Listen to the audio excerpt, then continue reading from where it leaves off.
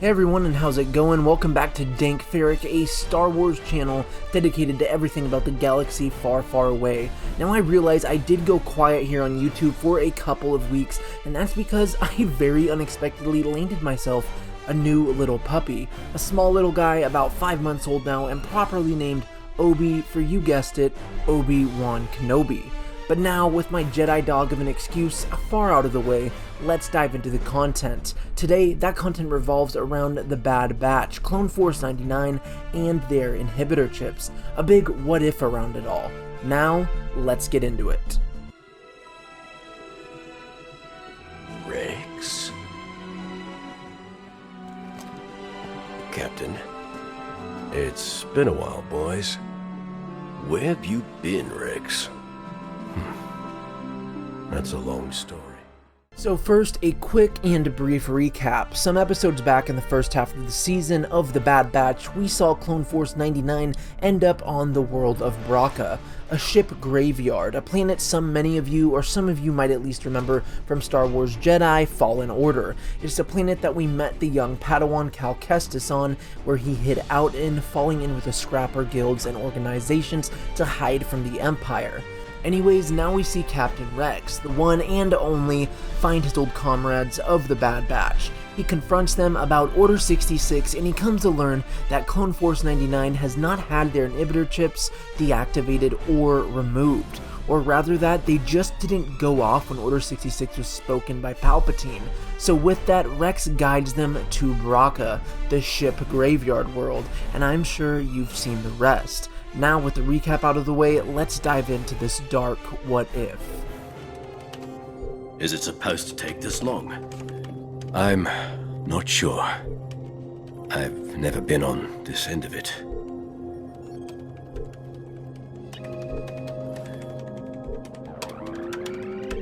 The procedure's complete.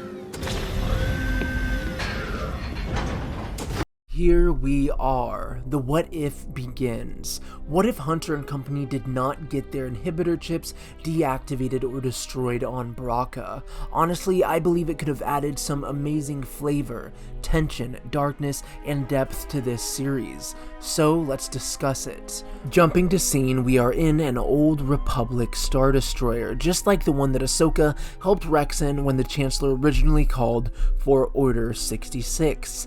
This, just like in the show, is pushed hard, as Wrecker's headaches continue to pound through his mind.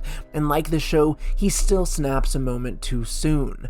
But in our version, Rex, Tech, Echo, Omega, and Hunter are forced to slay their brother in arms, to slay Wrecker. A tragic moment for many, and especially Omega, who has built a bond with the large demolitionist of a trooper, almost like a big brother to her.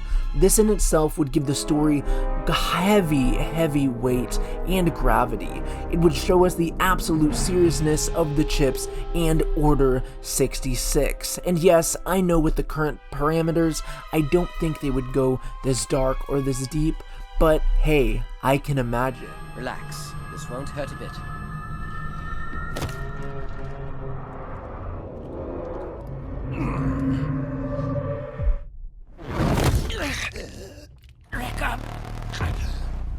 You're in direct violation of Order 66.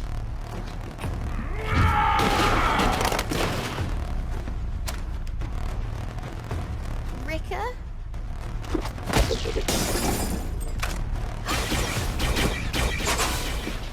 Then from here, as this version of the tale continues, we have urgency claim Tech's eyes, as he realizes that it will be too late too soon, and he has to save his brothers in order to prevent further loss. He would put no more down if he could help it. First Crosshair in his own way, and now the tragedy of Wrecker right here in the medbay. It was all too much. But as he toys with the console in the medical bay and prepares to perform the procedure on the others, he comes to realize that he lacks the tools, or rather it could be that he simply cannot remove it. Perhaps what happened with Rex before was only because he had a Force user on hand. He had Ahsoka, but now the Bad Batch was incapable of removing or deactivating their chips. They were walking time bombs, all of them, each having to look over the young Omega as the good soldiers follow orders mantra slowly chased them across the galaxy from the inside on out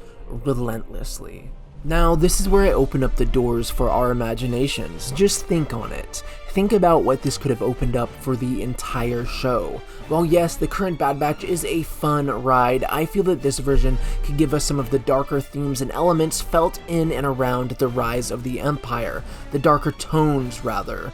Plus, their chips slowly coming to take them would be symbolic of the eventual retirement of most clones in the Empire. Overall, there is a lot to pick apart here, even if we didn't get it in the show.